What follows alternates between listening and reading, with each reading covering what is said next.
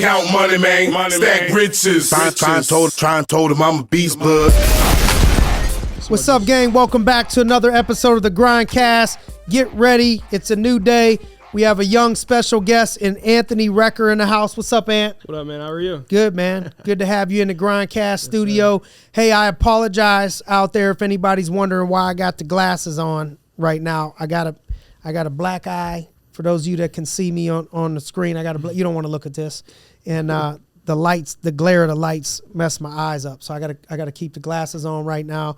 But we're gonna talk about the light that's shining within Anthony Recker. I wanted to highlight him here. We got a lot of young people in our office here in Pittsburgh, a lot of people having success, but one of the things that you've inspired me on is your attitude. And I think I just want to start there, that your attitude, and let's just jump right at it and go right at it. You know, the first, the reason why Anthony inspires me is this past year he was in an automobile accident that left him missing the bottom half of his leg, you know, for those of y'all that can see. And his attitude has been impeccable in the office. I mean, I've watched you have a better attitude than people that are making $250,000 a year and everything's going perfect in their life. And I've watched you have that accident, come out and have a smile on your face, and literally you've inspired me. When I tell you you've inspired me, it's not to make you feel good. It's to tell you, brother, thank you. You've inspired me, because I've gone through obstacles. I've gone through adversity. And when I look at how you handle your obstacle and adversity, it reminds me that I got to dog up, you know what I mean, a little bit. Sure. So tell everybody the story, you know, as much as you feel like sharing, you know, what happened and then how you've been able to get out of that moment. Yeah, so I mean, I feel like just wrong place, wrong time is like the first thing to say, but obviously, like you said, it's changed me a lot, because I was just some 18-year-old kid who just seen everyone making a lot of money, and I just figured I'd give it a shot. But whenever that happened, you started with us at 18. Yep. 18, okay. 18. All right. Where'd you go to high school?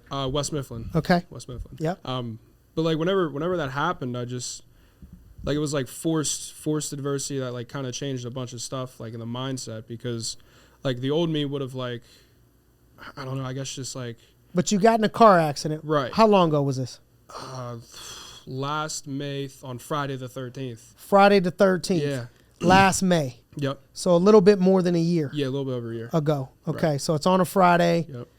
Car flips over. Yeah, we rolled down a hill, car catches on fire, life flighted in the hospital for 14 days. Yeah, you got life flighted? Yeah, I got life flighted. To here in Pittsburgh? Yeah, Presby. Yep. And you were in there for 14 days? Straight, yep. Okay. And how did that mental battle go?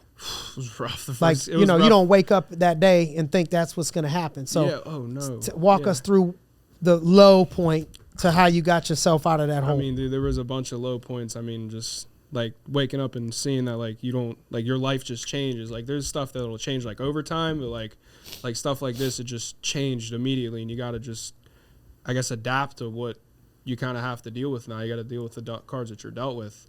And like some low points, man, I just remember just like 4 a.m. just not being able to sleep, just so much pain. There was really like nothing I can do except like accept it, you know what I mean, and try and find some positivity out of it. But it definitely wasn't fun. It wasn't too bad after I kind of got home and got situated, and it all kind of like clicked, like reality starts setting in. But it wasn't. What wasn't things too did you bad. tell yourself to keep a positive mindset? Because I'm thinking, all right, I'm 40. Right. I go through something hard now. I got some mental training in me that I think I would be able to talk myself through. But at 18, yeah, you know, I don't know if I'm mentally developed at that point. To what did you do? What do you think you did to keep yourself positive or digging out of any negativity? I mean, I don't really think it was like the stuff that I was doing on a daily basis, but I more or less feel like it was the stuff that I've been taught while growing up with my dad, just being like one of those hard-ass dads. Like, if, you know, you get bad grades, you're taking your phone, or you're, you know, not going outside, and him just like being down my back since I was like 12 years old. I feel like I was already trained for this moment to happen, and like if something like this, he knew that I was ready, and I felt like I was ready. And I just, like, some of like the positive things I guess I'd tell myself is like, I guess I'm lucky to be here. You know what I mean? There's other people that have it worse. Like, in my opinion, I feel like obviously homeless people have it worse. At least, I don't have a leg, but I got a nice car I can drive. I can go home. I can go buy food and stuff like that. And I definitely got a lot more grateful after it happened because it was like a shock of reality, I guess. Makes sense. Yeah. And so now you've been in the business now for not quite 2 years. You're 20 years old. Almost 2 years. Almost 2 years. Coming up like year and 8 months. And you're already leading the charge, this month. I think it's probably safe to say, at 20, you'll probably at least go home this month with over 20,000. Oh yeah, for sure. In income made. Yeah. Right? For sure. What things do you think stand out about the young people that come in here? What traits of young people that come in here end up having success? And what traits of young people that come in and don't have success do you see? So I guess like traits would just be like persistency. Like you can't show up for a weekend and kind of like get in your head because you haven't been doing it for so long. I mean, I just recently started like catching on while there's other people that catch on their first month. So I mean, like you can't quit. Like you can't give yourself like negative thoughts. Always got to wake up with an attitude, be grateful, do your Proverbs morning like you always teach us. And I guess just keep working. Like if you quit, you lose. You know what I mean? If you quit, you lose. But if you keep going, eventually you're going to win. At some point you're going to win. It's just how long are you willing to sprint for? Right. When the distance is unknown. What are the best lessons you think you've learned, here so far, or things that re-evolved that, surfaced, that you learned here outside of like the money that you could make? I guess like teamwork, because like how close like you can really get with somebody, because like I look at you guys like you're like literally my family, not like second family. Like I spend more time with you guys than I do with my own family, and I'm like happy about that because these are the people who I want to be. I want to be like you know what I mean? I want to surround myself by people here, and I want you to be better than me. Yeah, as my dad always said. Yeah, straight up.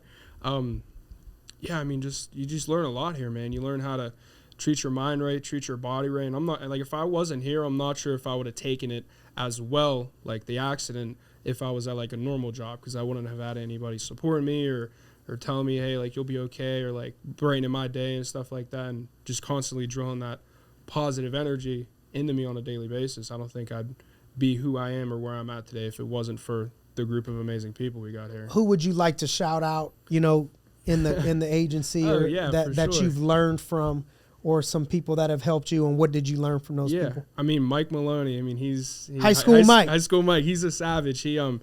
He's always just super persistent with everything. He got a great attitude, great work ethic. G.R.I.N., obviously, he's always showing up. He's always working with us side by side. Jimmy Marks, Brody. I mean, everybody. There's too many people to name. Everybody here always. What did you get? What do you get from those people though specifically? So when you think like Mike Maloney, okay, what have you gotten from him? Oh, dude, I've gotten so much. Just like always have a good attitude, and you can't quit because there's always that one time you want to like just clock good out. Attitude and persistence. Yeah, good attitude and persistency. That's pretty much what Mike is. Now, High School Mike, you want to tell everybody why we call him High School Mike? Because he started when he was in high school, and he make $100,000 in high school, or something like that at 18. Yeah, won March Madness. Yeah, first one of our brackets at 18. He's a maniac. Yeah, something crazy. Okay, so then you mentioned John. Yeah. What would you say is one thing you learned from John? He's a great leader, man. He's always just leading from the front. He's telling people what to do, but he's already done it, or he's doing it with us. It's not like a boss thing. It's like I look up to John, and he's a leader. So like when he tells me to do something, I'm doing it, because he's one of those guys, not telling you to do something that he's never done before or something like that. Yep. How about Brody? Brody is a maniac. He's just always up in good spirits. He's actually him and Alec Knockman were the ones that started getting me in the gym. I know I've been seeing you here at Oxford recently, and Brody, he's just a maniac. He does everything for us, training the agents and helping us. Like I was in his office yesterday trying to help someone get licensed in North Carolina. I had no idea where to start, and he's always just like, give me 1 second, I'll help you. He's always helping hand, open arms. Love it. How about the bus driver, Jimmy Marks? Jimmy was the one who mainly trained me when I came in here. I remember calling vendor leads in his office, and he was telling me what to say and what not to say. He's an OG for sure. Learn vendor leads from Jimmy. From Coach Jim. Yeah. We call Jimmy the bus driver. You know why we call Jimmy the bus driver? Because he picked up Mike. Yes. Yep. He used to pick up Mike and a couple others that didn't have licenses. Savages. I don't know how they didn't have licenses. 18 years old. As before I was 16, I was like, I can't wait to get my license. You know what I mean? Yeah. So I can drive and get out of here. How would you describe the culture and the environment here to somebody listening that's not been here, young, they're looking at us. Right. How would you describe it? It's definitely different. It's not something that everybody expects. It's like you got, like, I know you got my back, and I know other people here got my back, and we all got each other's back. It's like an extended family it's like your brothers and sisters. Because, like, I remember when the accident happened, I actually had two of the guys on our team call every hospital in Pittsburgh to figure out where I was, and they showed up before some of my own family members. And that really speaks the truth of, like, that this isn't just like a place to work. It's like you're accepted here, like you're part of the family. Like, we're riding for you, and we're celebrating with you, whether you're at the top or you're at the bottom. Like, we're working with you. Love it. It's definitely a good culture. What made you get into the business? What was it that first, that caught your attention, or how did you get a hold of somebody, or how did that all happen? So back before we were talking, before it started, my dad obviously used to work here, and I seen Mike Maloney post pictures of calculators on his. Did you know him? No, I knew his brother back from high his school. brother. Okay, I didn't know of him, but I knew of him. I didn't know him, and I just slid up and I asked him, like, was that American Income? Because I remember my dad working here. And Mike was like, yeah, you should come check it out. And I stopped in and walked in, and just guess now we're here. Love it. Yeah. So what was it that attracted you? I guess at first it was the money. But now, me being who I am today, I'm going to say it's more than the money. It's being able to help, like, the people who we service, but also help everybody around us make money and kind of level up, because money will only get you so far. And if you don't level up, you're only going to make that amount of money. Right. What do you mean level up? So, like, if you don't work on your mind, your body, your spirit, or, you don't have good intentions, you're gonna only be at a certain level. So in order to go higher, you got to focus on those things intentionally to keep leveling up, and the money will come with that. That's right. In my opinion. That's right. Amen. So what would you say would be a good, for somebody that's just starting here, Right. And they're new, what advice would you give to some of those people? It's hard. It's gonna be hard at first. What's hardest about it? I would say showing up. If you're not, you got to show up, because if you don't show up, you're not gonna consistently show up. Let me say, because you can show up Monday or Tuesday and show up Friday, but you got to show up every day, 12 hours a day, and work until something works. You just got to work, call them leads, collect some referrals, and just keep working. Can't stop. What percentage of your business right now is referrals? This month I think like 12%. Okay. 12%. So not enough. Yeah, not enough. You're getting better, It's supposed to be 50. But not enough. Yeah, no. Okay. I agree. What would you say is helping you this month? Because you're having a good month, Right. Right now. What things would you say, at the young age of 20? What things are helping you do well? I mean, I would say, like, before the month started, me, Mike, and Alec, we sat down and we like kind of talked to each other about, like, what are we going to do this month? What are we going to accomplish? Why are we going to accomplish it? And I just got a bunch of people who I want to take care of, like, at home. Like my aunt, she beat breast cancer last year, and then she had a heart attack right after. She really wants to go to Las Vegas, so I want to make sure that I can take her to Las Vegas, because she's in the fourth quarter right now of her life. She's, she's older. I want to make sure that I can do that for her. I want to make sure I can do things for my little sister, who's, a freshman in high school, and obviously help all the other guys out in the office too. I say the biggest thing Having is that just, vision. Yeah, the biggest things. I remember Cash Money, when Marcus Smith was talking about vision. Going into that, I didn't really have any vision. But after we kind of sat down and we talked about it, a lot of stuff start lining up, and then we're kind of getting the results that we want to get right now, obviously. So somebody that doesn't have a vision, that's listening to this, how would you tell them, like, all right, here's how you go about creating a vision, and here's how important it is to make sure that you got a vision? I feel like I just keep it simple and say find your purpose, but it's definitely way deeper than that, because, like, if I didn't have a purpose, I probably wouldn't be here right now. You know what I mean? But for something, whether it's grace of God or just luck, I'm still here. So I know I got a purpose, and I feel like my purpose is to help others, but also have, like, a bigger impact on the people around me and, like, the community around me as well. And whenever you try and find that purpose, what I did was I just wrote down on a piece of paper, like, purpose, vision, and I just wrote down, like, things I wanted. Like, I want to be able to buy my sister a car at 16. I want to be able to take my aunt to Las Vegas and stuff like that. And that kind of, I got to figure out, like, what aligned with my vision. Like, that's my vision the next, like, 5-10 years. I'm just, like, being able to help the people around me financially, but also level everybody up with me. where do you see yourself in the next couple years from a vision standpoint? Like, what do you see? Like in the business or just like in general?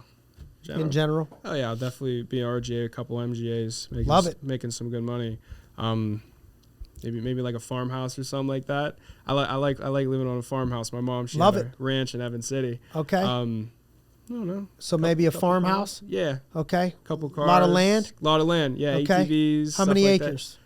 50, call it. 50 acres? Good acres. With some four-wheelers? Yeah, side by side. Some side-by-sides? Yeah. Okay. And then I've been going to the gym, obviously you've been seeing. I want to get my body right after all this happened. I put on some LBs in that wheelchair for a couple months. Yeah. So I want to get my body right. I'm getting closer with God through reading Proverbs anymore and stuff like that. And obviously financially be a lot more financially stable. Do you think without a shadow of a doubt within the next couple of years you'll definitely be clearing 6 figures every year? Oh yeah, I mean I'll be real close this year. Yeah, for sure. Love it. For sure. You make 6 figures before I made 6 figures. I got in it before you. That's it. That's it. And it's better now. The company's better now. It's easier. The system is easier now. Yeah, talking to my dad, he told me stories about him going out to Quippa. Yeah. Yeah, it's just so much easier. When your now. dad was here, we had to go door to door. I don't know if drive I could out do to that. appointments, man. Yeah, that's great. All night long, drive all the way back. That's nice. Projects, you know what I mean? Oh yeah. All of that stuff. That's so, what would you say, to somebody that's looking out there, they're thinking and they're young, how would they go about getting into the business, or how would they, if they're thinking, man, I don't know if this is for me or not for me, and maybe they're a little nervous, to start, what would you say to them? I mean, of course you're going to be nervous. You're jumping into something that like you got to get licensed by the state. I mean, I was nervous. The only reason I kept going was just because I seen other people my age making way more money than me, or like my mom and dad combined. So of course there's going to be a lot of nerves. You just got to take that jump, because if you don't take that jump, you're not going to know what's going to happen. You just got to at least try it, like for a decent amount of time, not a week, not 2 weeks, not a month. Like my thing is like you at least got to try it for 12 months straight. I agree. What's crazy is we've done a few podcasts over the last few days, and when I've got into these conversations, the people that have had success are all saying the same thing. I think we're on to something. Like making sure that people give it like 12 months. You got to give it a legit season, like a 12-month period. I did the same thing. I was thinking about quitting, my whole story. My mom was like, give it 12 months, give it 1 year, and you can always adjust after that. You're young. Yeah, but give it a year. I think people make the mistake of giving it a month. Yeah, I mean that's just unrational. It's like trying to learn a new language and giving it a week. You're not gonna know what the heck's going on. You got to at least try and implement yourself and like intentionally try and be better. And then after that 12 months, it's a different story. Maybe it's not for you, because it's definitely not for everybody. But you can't come in for 3 weeks or not even come out of training or for a month or 2 months and be like, well, it's not for me. I mean, you don't know where you could be in the next 5 months. So why keep going? Right. Keep going. Amen. I love what you said about being an RGA with a couple MGAs underneath you as a vision over the next couple years. So basically, for those that don't understand, being an MGA, that's a place where you're guaranteed. I mean, there's no guarantees, course, right? yeah. You got to earn it, but averages, you're making well into the 6 figures, multiple 6-figure income. And so not only do you want to do that yourself, but you're talking about, I want to do that for others. Yeah. What would somebody need to give up? What things have you had to sacrifice? They say you got to give up to go up. What things have you had to sacrifice to go up? I mean, I've sacrificed a lot of time. I mean, I wouldn't even call it a sacrifice. I'd say I invested it. You know what I mean? Because if sacrifice is like a negative word, I'm okay with losing my early 20s to not really have any stress at all in my late 20s. I'm okay with investing that time now than later. You definitely got to give up time, and just like you say, birthday parties are going to come next year. Only thing you can't miss is a funeral. You know what I mean? There's countless birthday parties, countless, family dinners. I've said, hey, I can't come. I'm working tonight. Weekends, Sundays, Sunday nights, like Friday nights while everyone's out partying. I'm out downstairs hustling, calling with a group of guys that's doing the same thing, that's motivating me to just keep going and going. Definitely a lot of time, some relationships, some personal relationships, friend relationships, stuff like that. Because what I've noticed is there's a lot of people that will bring you down if you don't cut them off. You know what I mean? How do you go about that? Like, how do you go about, you got a nice heart, you're a loyal person. How do you go about, identifying somebody that's bringing you down and saying, all right, I'm going to cut this person off. I got to get rid of these friends, or I got to stop hanging around these people. I mean, people, I guess like the best way to put that was see what they're doing versus what you're doing. Because if you're working on a Friday night and you got some friends text you, hey, let's go out to the bars, or let's go do this, let's go do something, their vision's probably not aligned with yours. And that can definitely mess up yours if you keep letting that get to you while you're still trying to get to this vision that you're trying to build. I feel like that's one way you can look at it, people who aren't on the same like wavelength as you know what I mean, different frequencies. Like people who go to the bar, like a little bit lower frequencies than people who stay inside and make sure they're working on Friday nights. And just kind of just seeing what they do is an easy way to inspect and see if they're helping you or if they're not helping you. You know what I mean? Of course, you don't want to sound like selfish, like I'm only going to be friends if you help me, but there's a fine line where you're not even like manipulating, but like hurting me, pulling me down. Like not intentionally, but just who you are is like, I'm just leveling up. I think young people have such a hard time. That's a big reason for, I think, young people not being able to have success, is that they can't stop. They'll say your new life is going to cost you your old life. Right. What advice would you give to young folks, 18 to 20 that know they want to do something big, but their friends are, kind of in a different mental space? Yeah. What do you say to those people? I'd say you got to let the boy die for the man live. You Come gotta on. You got to just. You've been listening, huh? Of course, man. You got to cut it out. You can't. We're old now, 18, 19, 20. You're not 14 anymore. There's no going outside or playing video games all day. It's crunch time. We're in the second quarter. You know what I mean? We got to turn it up. You just got to let the boy die in order for the man to live. Because if you're being this boy all day, you're not going to get man results, I guess. Right. What do you love? Anything that you say you've enjoyed? There's hard days and good days. Anything about the business, the clients, dealing with the clients, anything that you feel a passion about? Right. Definitely some of our clients, they got, like, if you just take enough time and just really like learn who they are and what they do and like their background. Like I had a lady, like beginning of the month, her daughter died of cancer. She was 12 and it hit me hard. It hit me hard for sure. And I talked to her, and they started like a nonprofit organization through like AGH, Allegheny Health Network.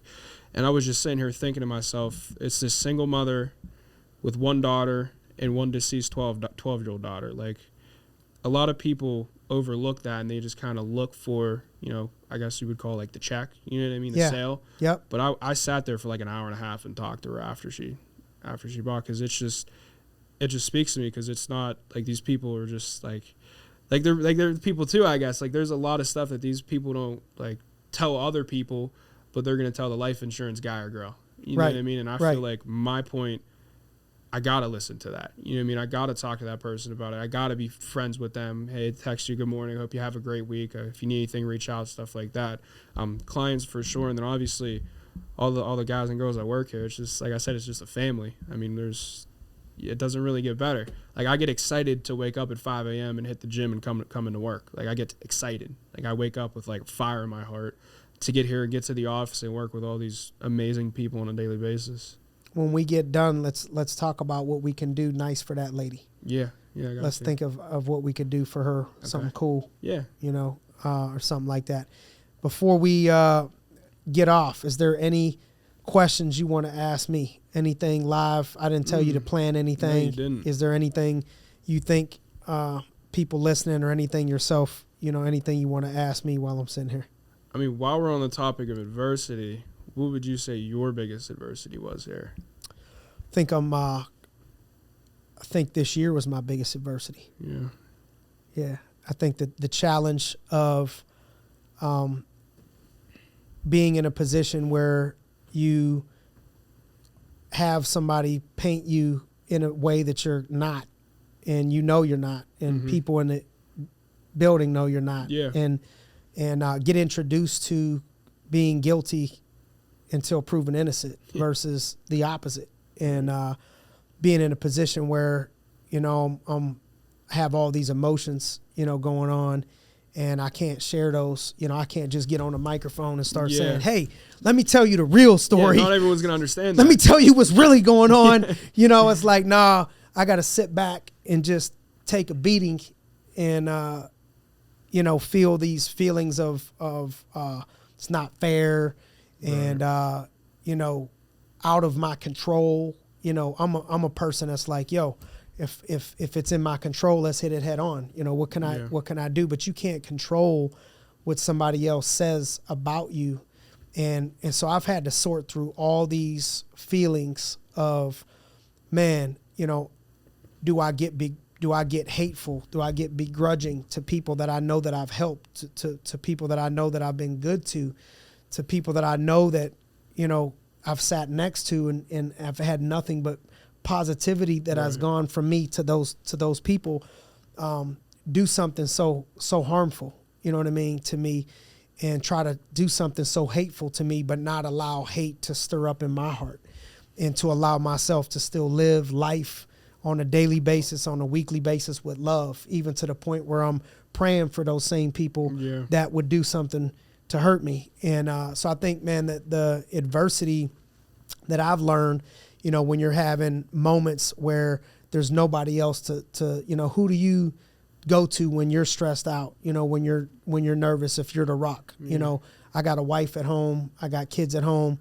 I ain't going home and crying to my kids. Yeah, you know what I mean? I ain't going home and crying to my wife. Yeah. I ain't going home and my friends are in this business. You know what I mean? So when you get to a place where, it's cool to be at the top, but at the top it's just you.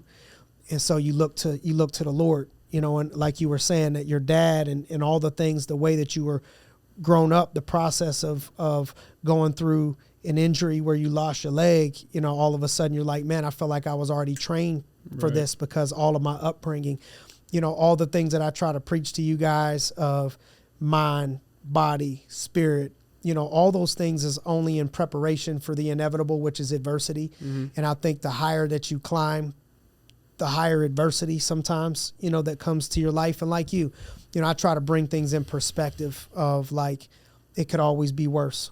What do I have to be grateful for? Somebody out there, somebody else out there, has it worse, and and all of those things. But man, I would go on record as saying I've been through a ton of adversity in 18 years in this business, but I would say 2023 so far is going down as the most adverse year. But I hope that the team and people haven't seen me operate that way. I hope that you guys have seen me operate through that adversity of still functioning on a daily basis and breeding positivity and all of those things, is hopefully what I've been able to give off. But I think the challenge and the adversity, for me, is that somebody out there can paint a picture about you and have no basis, that the world could just say, hey, we just going to put today on the news that you are this way. Yeah. You know what I'm saying? Yes. And most people that aren't trained, mentally the right way, they just, anything they read, they believe. Anything that they see, they believe. And being in that position where it's like, man, after nobody's putting up on there that last year, the year before, we all came together and we bought somebody a house for Christmas. Yeah, the single mother. The single mom. Yeah. We didn't get that. Oh, nobody They'll brought that put up. The single mom that we gave a whole house to, completely paid off. No mortgage, no anything. Single mom with her children. That ain't up there. Nobody's talking about that. Nobody's talking about all the young people's lives where their parents are calling saying, man, thank you. My son or my daughter is going to church and they weren't doing that. Or my son's exercising and they weren't doing that. I'm looking at all the positive. And I'm like, man, this is what you came up with. This is what's making the paper. You know what I mean? Yeah. Well, I feel like a lot of people just focus on like the negativity. No doubt. And that's why I feel like I'm like, I feel like I set myself apart from other people because the negativity is just easier to grab and just run with. Like, I feel like in every situation, there's always a negative, but deep down, there's always going to be like a positive. And that's why, like with this, I don't really think this is a negative to me. Like, I'm glad like deep down, and people. When you say this, because some people are listening, they're not watching. My car accident, my car accident. I feel like a lot of people think I'm crazy when I tell them like I feel like this was the best thing that's genuinely ever happened to me, because it leveled me up so high as like a human. Amen. That it, most people, like 9 out of 10 people are gonna like turn to drugs or depression or something like that. But there's always going to be like that positive. Yeah, of course, like I don't have a leg. I have daily struggles. But what this taught me is way different than what anything else ever could, because it taught me like mentally, like you can be a millionaire, but you could have like I guess like a low mental mindset, or just like not be as tough or as strong. But something like the car accident that happened, it just leveled me up so high. And I feel like most people like nowadays, like back where you were saying, they'll just anything they read is true, or like they believe is true. It's all just the negativity. No one wants to find the truth. No one wants to find the positivity, because they're just like kind of lazy, I guess, in my opinion. Yep. And that's what I admire about you. And I'm feeling the same thing, man, is when I say you inspire me, that's what I mean. I was like, all right, if my dude can carry a positive attitude, you better suck it up and have a positive attitude too. And I think, each adversity that I look back on in my 18-year journey, with the company, and I can look at phases. It seems like major adversities hit me every 5 to 7 years. And I look at it and it's like, man, at any moment, if somebody would have gave me a get out of jail free card and said, push this button and we'll stop all this, I would have probably hit that. You know what I mean? Times, right? But when I get through it and I look back, I'm like, man, thank God I went through that, because I see, just like you're saying, like we've gotten so much better. It teaches you a lot. I've gotten too. so much better. I've gotten more grateful. I've gotten wiser. I've gotten stronger. The team has gotten better, stronger, more efficient, more effective, all of those things. And if I had to get crucified, in order for that to happen, then so be it. Then we're going to go to the next level with it. One thing that won't happen is we're not going to allow adversity to make us stop. We're going to make adversity take us to the next level and turn it up and turn it to the top. You need adversity to go up to the top, for sure. So young people, if there's any young folks out there that want to get a hold of you and they're like, hey, I'd like to, join the team and be mentored by somebody like you, how would they get a hold of you? You can get a hold of me on Instagram. It's ANT and then my last name, Recker, RECK. Recker. Recker. RECK. Yep. ER. Ant. Recker. At Recker. Ant Recker. One word. Ant Recker. Yep. That's your IG? Yep. Okay. Yep. And why don't you call your shot on here real quick? Yeah, I'm gonna drop $50K this month. Ooh. Mike told me to come in here and call my shot, so I'm gonna drop $50K this month. I'm almost halfway there. Wow, let's go. Okay, that just so you all know, you hear that would be a huge month. That'll probably be more than anybody has written in our business. I'd say in the top 2 or 3 in the last 60 to 90 days. That will put you as only maybe 1 or 2 people have done that in the last 60 days. So to do that at 20, imagine what it looks like at 30. Oh, you know what I mean? What you're going to be doing. So super proud of you, Ant, man. Thank you for joining us on another episode of the GRINDcast. Hopefully you all found value in this. If so, don't forget to share it with a friend. And we value your time. Thanks for spending some time with us on the GRINDcast. Get ready. It's a new day.